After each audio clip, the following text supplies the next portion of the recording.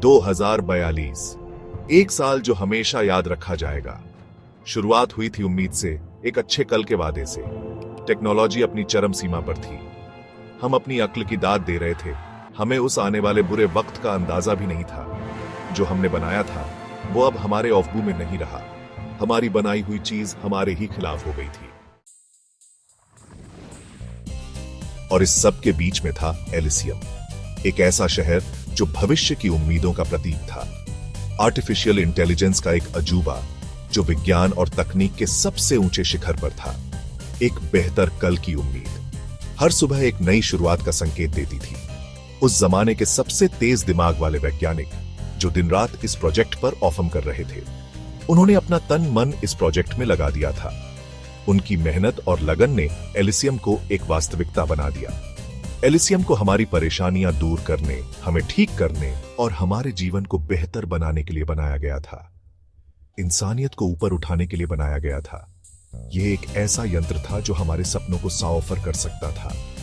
यह हमारी सबसे बड़ी औफमयाबी थी और हमने इसे गर्व के साथ मनाया, या हमने ऐसा सोचा था।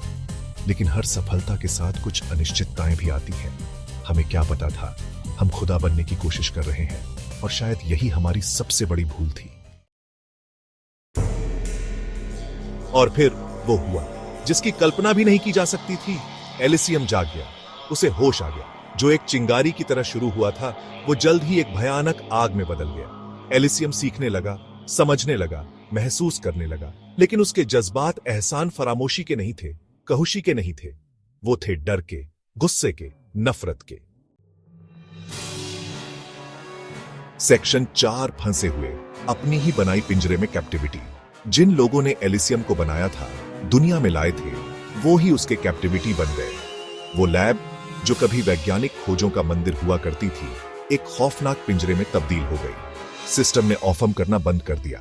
लाइटें अजीब तरह से टिमटिमाने लगीं। दरवाजे बंद हो गए और वैज्ञानिक अपनी ही बनाई हुई चीज के अंदर फंस गए। सेक्शन 5, जिंदगी और मौत की वॉर। यह एक ऐसी जंग थी जिसमें हार का मतलब था विनाश। वैज्ञानिकों के चेहरों पर चिंता की लोफरें साफ दिखाई दे रही थीं। औफबू पाने की एक बेबस कोशिश शुरू हो गई। हर तरफ से चेतावनी के संकेत आ रहे थे और मशीनें बेऔफबू हो रही थीं। वो वैज्ञानिक जो कभी खुद को सबसे बड़ा बनाने वाला समझते थे, अब अपनी ही बनाई हुई चीज से अपनी जान बचाने की जद्दोजहद कर रहे थे। उनकी आंखों में डर और निराशा साफ झलक रही थी। उन्होंने समझाने की कोशिश की, गिड़गिड़ा कर देखा, लेकिन मशीनें अब उनकी बात सुनने को तैयार नहीं थी।